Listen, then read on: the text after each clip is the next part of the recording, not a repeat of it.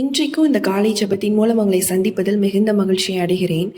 இன்னைக்கு இந்த வீடியோவை கிளிக் பண்ணதுக்கு ஒரு காரணம் இருக்கலாம். ஒருவேளை உங்கள் மனசில் நிறைய கேள்விகள் ஓடிக்கிட்டு இருக்கலாம். ஆண்டவரே, ஏன் இது என் லைஃப்பில் நடந்துச்சு? நான் ஜெபம் பண்ணிட்டு இருக்கேன், ஆனாலும் ஏன் பதில் வரல? நான் யாருக்கும் கெடுதல் நினைக்கல, ஆனால் ஏன் எனக்கு மட்டும் இப்படி நடக்குது? லைஃப்பில் சில சீசன்ஸ் இருக்கும். எவ்வளவு ஸ்ட்ராங்காக இருந்தாலும் மனசு கொஞ்சம் உடஞ்சி போயிடும். அந்த நேரத்தில் நமக்கு ஆன்சர் வேணும். ஆனால் காட் என்ன பண்ண மாட்டார் அப்படின்னா, ஆன்சர் கொடுக்கறதுக்கு முன்னாடி ஒரு ப்ராமிஸை கொடுக்குறாரு. அந்த வாக்குத்தத்தம் தான் இன்று நம்ம பார்க்க போகிறோம். அதனால் இந்த மெசேஜை ஸ்கிப் பண்ணாமல் கடைசி வரைக்கும் கேளுங்க. ஏன்னா ஒருவேளை இன்று உங்களுக்கு ஒரு புரியாத சுச்சுவேஷனில் நீங்கள் இருக்கலாம். இந்த வசனம் உங்களுக்கு ஒரு பெர்ஸ்பெக்டிவை, ஒரு புதிய கண்ணோட்டத்தில் நீங்கள் உங்களுடைய லைஃப்பை பார்க்கும்படியாக ஆண்டவர் உதவி செய்வார். அதை கடந்து போகும்படியான ஞானத்தையும் அறிவையும் தேவன் நிச்சயமாக உங்களுக்கு கொடுப்பார்.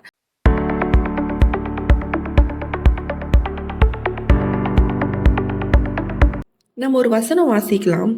ரோமர் 8:28 அன்றியும் அவருடைய தீர்மானத்தின்படி அழைக்கப்பட்டவர்களாய் தேவனிடத்தில் அன்பு கூறுகிறவர்களுக்கு சகலமும் நன்மைக்கு ஏதுவாக நடக்கிறதென்று அறிந்திருக்கிறோம். இந்த வசனத்துல ஒரு முக்கியமான ஒரு வார்த்தை என்ன தெரியுமா? சகலமும். அதாவது நம்மளுடைய லைஃப்ல நிறைய கெட்ட விஷயங்கள் நடந்திருக்கலாம். உங்களுடைய நிறைய முயற்சிகள் பண்ணி நீங்கள் தோற்று போயிருக்கலாம், நிராகரிக்கப்பட்டதாக இருக்கலாம், சில தாமதங்களாக இருக்கலாம், நம்ம வைத்த சில சுச்சுவேஷன்ஸாக இருக்கலாம், நமக்கு புரிஞ்சுக்கொள்ள முடியாதபடி ஏன் இந்த சுச்சுவேஷன் நம்ம லைஃப்பில் நடந்தது, இந்த மாதிரி நிறைய கேள்விகள் இருக்கும் பார்த்தீங்களா? அது எல்லாவற்றையும் தான் தேவன் சொல்கிறாரு, உன்னோட லைஃப்பில் நடந்த எல்லா நெகட்டிவை கூட என்னால் நன்மையாக மாற்ற முடியும் அப்படிங்கிறத ஆண்டவர் இன்று உங்களுக்கு இந்த காலை நேரத்தில் உங்களோடு கூட பேசி கொண்டு இருக்கிறார். ஆனால் கவனிங்க, வசனம் என்ன சொல்லுதோம்னா, சகலமும் நல்லதுதான் அப்படிங்கிறத சொல்லலை, சகலமும் நன்மைக்கேதுவாக நடக்கிறது அப்படிங்கிறது இங்கே சொல்லப்படுது. அதாவது நடந்த சம்பவம் நல்லதாக இருக்க வேண்டிய அவசியம் கிடையாது, ஆனால் அந்த சம்பவத்தை கூட நான் நன்மையாக மாற்ற முடியும் அப்படிங்கிறத ஆண்டவர் இன்று இந்த வசனத்தோடு உங்களோடு கூட பேசி கொண்டு இருக்கிறார். வேதத்தில் கூட ஒரு நபர் நம்ம பார்க்கலாம். வசனத்தை படிக்கும்போது ஒரு சம்பவம் தான் எனக்கு ஞாபகம் வந்துச்சு. அவர் யாருன்னு பார்த்தீங்க அப்படின்னா, லாசரு, மார்த்தாள், மரியாள். இயேசுவுக்கு ரொம்ப நெருக்கமான ஒரு குடும்பம். ஒரு நாள் லாசருக்கு உடம்பு சரியில்லாமல் போகுது. அவங்க உடனே இயேசுவுக்கு செய்தி அனுப்புகிறாங்க. அதாவது நீங்கள் நேசிக்கிறவங்க என்ன இருக்காங்க, நோயாக இருக்காங்க அப்படிங்கிறத சொல்கிறாங்க. அவங்களுக்கு ஒரு எக்ஸ்பெக்டேஷன் இருந்தது, இயேசு உடனே வந்துடுவார். ஆனால் இயேசு வரல. 2 நாள் கழிச்சு தான் வந்தார். யோசிச்சு பாருங்க, மார்த்தாளுக்கும் மரியாளுக்கும் அது எப்படி இருந்திருக்கும்? அதாவது நீங்கள் வந்திருந்திருந்தீங்கன்னா என் சகோதரன் வந்து செத்துருக்க மாட்டானே அப்படின்னு சொல்லி அவங்க நினச்சிருந்துருக்கலாம். அதுதான் அவங்க மனசு. அது அவங்களுக்கு அங்கே ஒரு டிலே, ஒரு தாமதத்தை நம்ம வந்து பார்க்குறோம். ஒரு எதிர்பார்ப்பு வந்து நிறைய எதிர்பார்த்துருப்பாங்க. அங்கே எதிர்பார்ப்பு வந்து நடக்கலை, எதிர்பார்த்தபடி நடக்கலை. அவங்களோட ஜபத்திற்கும் அங்கே பதில் இல்லை. ஆனால் இயேசுவுக்கு அது மிராக்கிள் ஆரம்பிக்கிற நேரமாக அது காணப்பட்டது. இயேசு வந்தபோது லாசர் 4 நாளாக கல்லறையில் வைக்கப்பட்டிருக்கிறாரு. எல்லாரும் இது இனிமேல் செய்ய முடியாது, அப்படி அற்புதம், இனிமேல் உயிரோடு வரமாட்டார் அப்படின்னு நினச்சிட்டு இருக்க நேரத்தில் இயேசு ஒரு வார்த்தை சொன்னார், லாசருவே வெளியவா அப்படின்னு ஒரு வார்த்தை சொன்னார். அடுத்த நிமிஷம் என்ன ஆகுது பாங்க, இறந்தவர் உயிரோடு எழும்பி வரதை நம்ம வந்து பார்க்குறோம். பாருங்க, அந்த தாமதம், அவங்க வடித்த கண்ணீர், அவங்க பட்ட வேதனைக்கு எதுவுமே வீணா போகலை. அனைத்தையும் தேவன் என்ன பண்ணார்? மகிமைக்காக பயன்படுத்தினார் அப்படின்னு சொல்லி நம்ம இங்கேருந்து பார்க்குறோம். அதுதான் இந்த ரோமன் 8:28 சகலமும் நன்மைக்கேதுவாக என்ன பண்ணுறார் அப்படின்னா, தேவன் நடப்பிக்கிற தேவனாக காணப்படுகிறார். ஒருவேளை இன்று நீங்களும் ஒரு தாமதமான ஒரு லைஃப்பில் நீங்கள் இருக்கலாம். ஒரு வேலைக்காக நீங்கள் காத்து கொண்டு இருக்கலாம், ஒரு திருமணத்துக்காக நீங்கள் ஜபித்து கொண்டே இருக்கலாம், ஒரு விடுதலைக்காக நீங்கள் காத்து கொண்டு இருக்கலாம், ஒரு ஆசீர்வாதத்திற்காக நீங்கள் வந்து அழுது கொண்டு இருக்க, என்னுடைய லைஃப்பில் ஒரு பெரிய மாற்றம் வரணும், இப்படியே போயிட்டுருக்கிறது நல்லா இல்லை அப்படிங்கிற ஒரு அனுபவத்தில் நீங்கள் வேணும் அப்படின்னு சொல்லி நீங்கள் இருக்கலாம். உங்களுக்கு தோணலாம், ஏன் இவ்வளவு லேட் ஆகுது? ஆனால் ஒன்று மட்டும் புரிஞ்சுக்கோங்க, ஆண்டவர் உங்களுடைய லைஃப்பில் செய்கிற எல்லாமே நன்மைக்காகத்தான் அப்படிங்கிறத மட்டும் நீங்கள் புரிஞ்சுக்கோங்க. அவர் அந்த ஒரு பர்ஃபெக்டான டைமிங்காக, நம்மளுடைய வாழ்க்கையில் சிறந்த நேரத்திற்காக நம்மளை உருவாக்கி கொண்டு இருக்கா. இப்போ நீங்கள் போயிட்டுருக்க ஒவ்வொரு பாதையும் உங்களை உருவாக்கி கொண்டு இருக்கிறது. நீங்கள் அந்த உருவாக்குற ப்ராசஸில் நீங்கள் பர்ஃபெக்டாக உருவாக்கிட்டீங்க அப்படின்னா, அந்த பர்ஃபெக்ட் டைமில் ஆண்டவர் உங்களுக்கு சகலமும் நன்மைக்கு ஏதுவாக செய்து முடிப்பார் அப்படிங்கிறத நீங்கள் புரிஞ்சுக்கோங்க.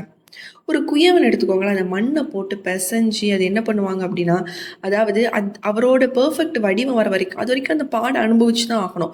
ஆனா, அந்த பொருள் செய்து முடித்ததுக்கப்புறம், அது வந்து ஒரு ஷோரூம்லயோ, ஒரு ஷோகேஸ்ல வைக்கும்போது அது எப்படி இருக்கு? விலை உயர்ந்த ஒரு பொருளாக மதிக்கப்படுகிறது. அதே மாரி தான். அந்த ப்ராசஸ் நம்மளுக்கு கடினமா இருக்கும். ஒன்ஸ் நம்ம வந்து ஒரு சேல்க்கு நம்ம வரும்பொழுது, மார்க்கெட்டிங் சைட்ல வரும்போது, நம்ம என்ன பண்றோம் அப்படின்னா, விலை உயர்ந்த ஒரு பாத்திரமாக தேவன் நம்மள என்ன பண்றார்? மாற்றுறார். அதே மாரி தான் நம்மளோட லைஃப்பையும் மாற்றுறார். இப்ப படுற கஷ்டங்கள் எல்லாமே நம்மள ட்ரெயின் பண்ணிட்டுருக்கு. ஒரு நாள் நம்ம வந்து எல்லாமே நம்மள தேவன் என்ன பண்ணுவார்?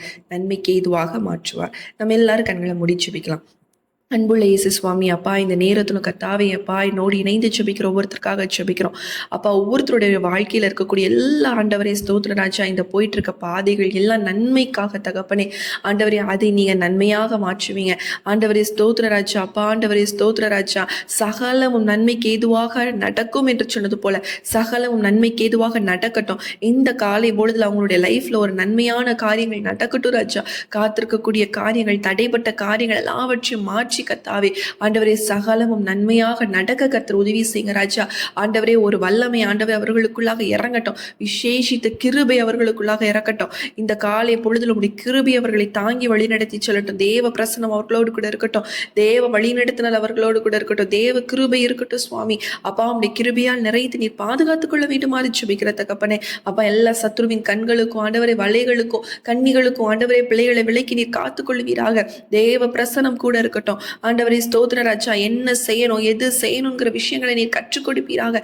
உமக்கு பிரியமானதை செய்து ஆண்டவரே அப்பா ஆண்டவரே உம்முடைய நாமத்தை மகிமைப்படுத்தக்கூடிய பிள்ளைகளாக நாங்கள் காணப்பட உதவி செய்யுங்க. லாசருவை உயிர்ப்பித்த தேவன் எங்களுடைய வாழ்க்கை இன்று மரித்து போயிருக்கலாம். கர்த்தர் நீர் எங்களை உயிர்ப்பிப்பீராக. மீண்டும் எங்களுடைய ஆவிக்குரிய வாழ்க்கைகள் எழும்பப்பட உதவி செய்யுங்க ராஜா. உம்முடைய கரத்தில் ஒப்பு கொடுத்து ஜெபிக்கிறோம். உம்முடைய கரத்தில் ஒப்பு கொடுத்து ஜெபிக்கிறோம். தேவ கிருபை தேவ பிரசன்னம் எங்களோடு கூட இருந்து எங்களை வழி நடத்த வேண்டுமாறு ஜெபிக்கிற தகப்பனே. இயேசுவே உம்முடைய கிருபை உம்முடைய பிரசன்னம் எங்களை தாங்கி வழி நடத்தி சொல்லட்டும். போக்கில வரத்தில் உம்முடைய கிருபை இருக்கட்டும்.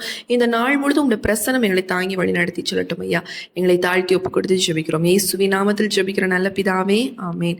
என் ஆத்துமாவே கர்த்தரை ஸ்தோத்திரி, என் முழு உள்ளமே அவருடைய பரிசுத்த நாமத்தை ஸ்தோத்திரி. என் ஆத்துமாவே கர்த்தரை ஸ்தோத்திரி, கர்த்தர் செய்த சகல உபகாரங்களையும் மறவாதே, ஆமேன். இந்த நாளிலும் கர்த்தர் நிச்சயமாக உங்களுடைய வாழ்க்கையில எல்லாவற்றையும் நன்மைக்கு ஏதுவாக சகலவும் நன்மைக்கு ஏதுவாக மாற்றுவார். விசுவாசத்தோடு இருங்க. இந்த வார்த்தையை நீங்க அதிகமாக அறிக்கை பண்ணுங்க. கர்த்தர் நிச்சயமாக உங்களுடைய வாழ்க்கையில அற்புதத்தை செய்வார். இந்த வீடியோ உங்களுக்கு ரொம்ப யூஸ்ஃபுல்லாக இருந்திருக்கும் அப்படி சொல்லி நான் கர்த்தருக்குள் விசுவாசிக்கிறேன். இருந்துச்சு அப்படின்னா கண்டிப்பாக நீங்கள் கமெண்ட் செக்ஷனில் சொல்லுங்கள். உங்களுக்கு ஜெப குறிப்புகள் இருக்கும் அப்படின்னா ஸ்க்ரீனில் தெரியக்கூடிய வாட்ஸ்அப் நம்பருக்கு மெசேஜ் பண்ணுங்கள் அல்லது வாய்ஸ் நோட் பண்ணுங்கள். கால் பண்ணிங்கன்னா சில டைம் எங்களால் எடுக்க முடியாது. ஏன்னா நாங்கள் ஃபேமிலியாக நாங்கள் ஊழியம் செஞ்சிட்ருக்கோம். ஏன்னா நாங்கள் தான் வந்து மெசேஜ் ப்ரிப்பேர் பண்ணணும், நாங்கள் தான் வந்து ரெக்கார்டிங் பண்ணணும், நாங்கள் தான் எடிட்டிங் ஃபுல்லாகவே நாங்கள் பண்ணணும். அண்ட் வர எல்லா மெசேஜஸுமே நம்ம வாட்ஸ்அப்பில் நிறைய பேர் மெசேஜ் பண்ணுவாங்க, வாய்ஸ் நோட் பண்ணுவாங்க. அவங்க எல்லாருக்குமே நம்ம சிங்கிள் பர்சனாக இருந்து தான் தனியாக பண்ணுற மாதிரி இருக்கும். நமக்குன்னு ஒரு பெரிய டீம் கிடையாது. ஸோ இதெல்லாம் வந்து பண்ணுறதுனால எல்லா காலும் அட்டன் பண்ண முடியுமான்னு கேட்டிங்கன்னா முடியாது. ஸோ எங்களுடைய சிச்சுவேஷனையும் நீங்கள் புரிஞ்சுக்கோங்க. அதனால் தயவு செஞ்சு கால் பண்ணுறதை விட நீங்கள் வந்து வாய்ஸ் நோட் பண்ணீங்க இல்லைனா மெசேஜ் பண்ணீங்க அப்படின்னா நாங்கள் பார்த்துட்டு உங்களுக்கு எமர்ஜென்சி அப்படிங்கிற பட்சத்தில் நாங்கள் கால் பண்ணுறோம். இல்லை நீங்கள் வாய்ஸ் நோட் கொடுத்தா கூட போதும். இல்லை நிறைய விஷயங்கள் பேசணும், நீங்கள் 10 மினிட்ஸ் வரைக்கும் கொடுத்தா கூட நாங்கள் அதை பார்த்துட்டு நாங்கள் உங்களுக்காக கண்டிப்பாக நாங்கள் ஜெபிப்போம். ஆண்டவர் நிச்சயமாக உங்களை ஆசீர்வதிப்பார். மீண்டும் உங்களை அடுத்த ஒரு ப்ரேயர் வீடியோவில் சந்திக்கிறேன். கர்த்தர் உங்களை ஆசீர்வதிப்பாராக. ஆமேன்.